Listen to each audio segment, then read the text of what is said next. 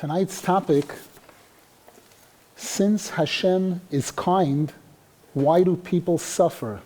The majority of the suffering that people experience is coming from a place of yiros nefulos.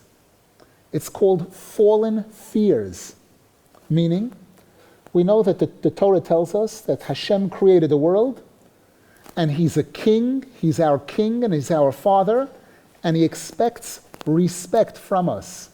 The term respect is referred to as yira. Yira means respect, and yira also means a respect that's associated with fear and awe, both things. Fear means fear of consequences or punishment, and awe means respect for greatness, recognizing greatness.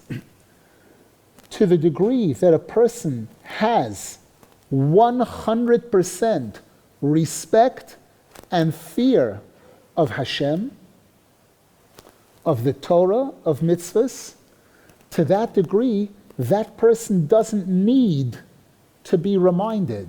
They don't need any messages to be sent to them that there's something to be, that there are consequences, that there's anything to be afraid of. It's when a person is living a life where what we call life of Riley, a person thinks that everything is free, there are no consequences, I don't have to play by any rules, I can do whatever I want, whatever I like, that kind of thing. When a person is going that kind of route, one of the ways that Hashem responds sometimes is by giving the person something to be afraid of. Hashem says, you're not afraid of me, you don't respect me, I'll give you something to fear and something to respect, something that'll get your attention. Chas v'shalom. It could be the tax authorities, it could be an illness, it could be chas v'shalom, any type of problem that's coming up. How do we respond to that? The Gemara says, Kisheyesh din lamato, ein din lamalo. That if a person allows themselves the luxury to do an accounting, to do an audit of themselves, if I think carefully for a few minutes a day about what I'm doing, how I'm acting towards my parents, how I'm acting towards my children, how I'm acting towards my neighbors, how I'm acting towards myself, how I'm eating, how I'm sleeping, how I'm all the different things. If a person audits themselves, then Hashem says, I don't need to audit that person. I don't need to send him any reminders. I don't need to, because that person knows. They know that there are consequences.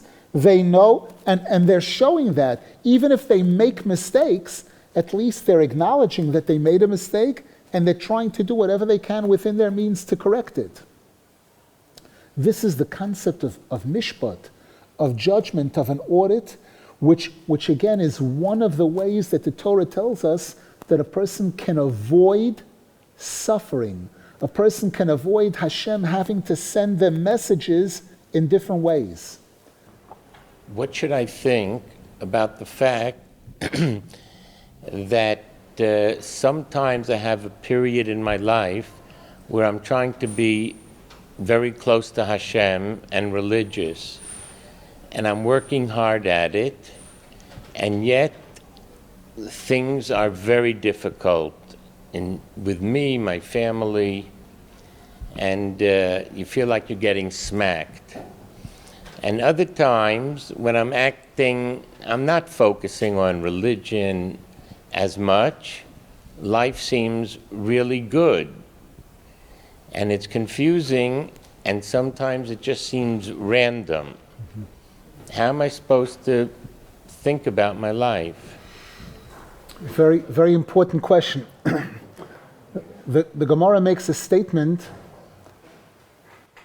Kol hamatzdik es atzmo melamato, matzdikin olav melamala.